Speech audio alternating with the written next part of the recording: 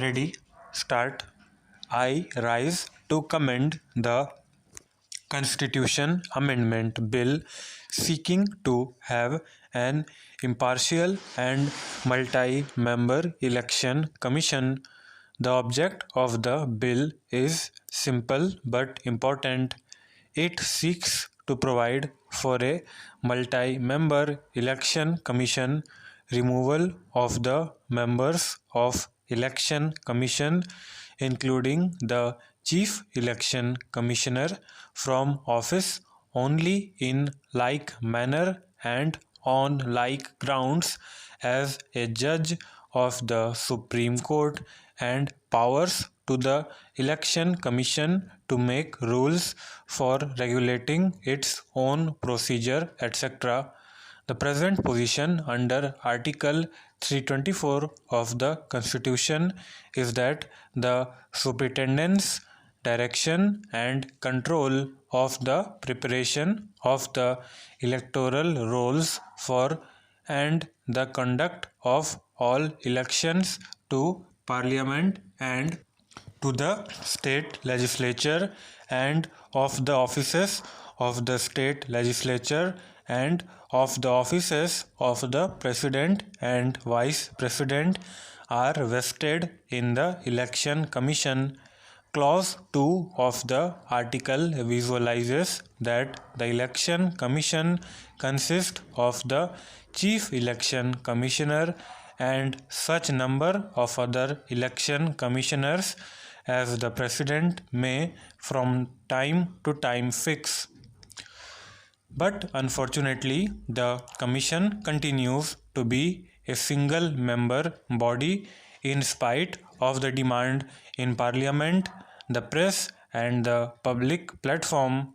The chief election commissioner, the words election commissioners are incorrect, is the sole authority in all matters pertaining to preparation of the electoral rolls and conduct of election of the president, the vice president, and members of parliament and of state legislatures.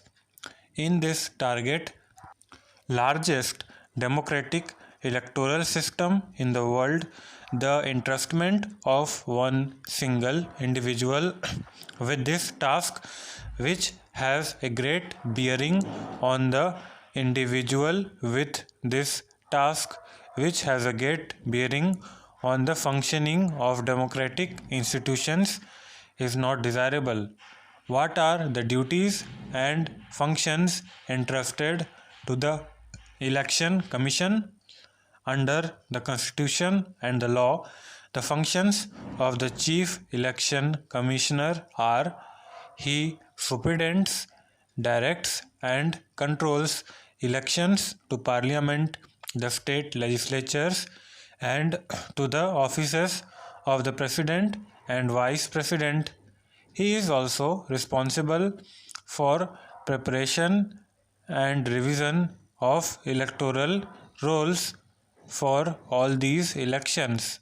It is his duty to see that the electoral rolls are kept up to date at all times. He is required to superintend elections to fill casual vacancies in Parliament and state legislatures. He is required to give his opinion under Article 103 and 192 when a vital question arises, whether of Parliament or of a state legislature, subject to any of the disqualifications. The Chief Election Commissioner also directs and controls the preparation of electoral rolls of states as well as the union territories and settles the program of work for them, orders the holding of by-elections to fill up casual vacancies. He supervises the work of the chief electoral offices in states and union territories regarding elections. He examines the reports submitted by the electoral officers regarding filling of accounts of election expenses by contesting candidates and disqualifications of defaulting candidates. He considers and takes decisions on representations for removing disqualifications incurred by the candidates. He hears cases relating to recognition of political parties and allotment of symbols. He prepares the reports on general election and performs certain duties required under the Representation of the Peoples Act 1950 and 1951 and the rules made thereunder. He undertakes extensive tours for supervising the preparation of electoral rolls and conducts elections and also hold conferences. He also attends to administrative and financial matters pertaining to the Commission's organization and its functions. These are, in short, the functions of the Commission. Would it be possible for one individual to do full justice to the task assigned to the Commission, and can a single individual loaded with so many important duties present a picture of efficiency and impartiality? In my opinion, he can never. In this respect, it would be worthwhile to quote what the Joint Committee on Amendments to Election Law had said. It is a committee constituted by both houses of Parliament. It says that in order that elections based on adult suffrage in the country may be free and fair, it is essential that the election work should be spread and done throughout the length and breadth of the country, and that even in the remotest villages, this work should be done in a manner so as to inspire the confidence of the people. The election machinery should be such that it may function effectively in every village, town, and city in an independent, impartial, and fair manner.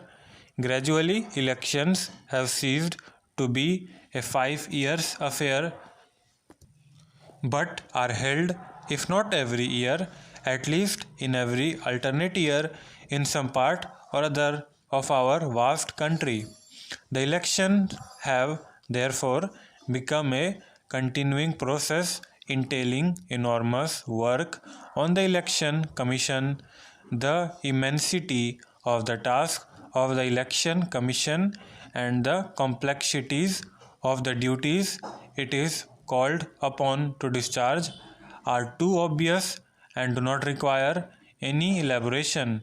It is too great a burden for a single person to exercise supervision, direction, and control effectively on the whole process of elections throughout the country. Stop.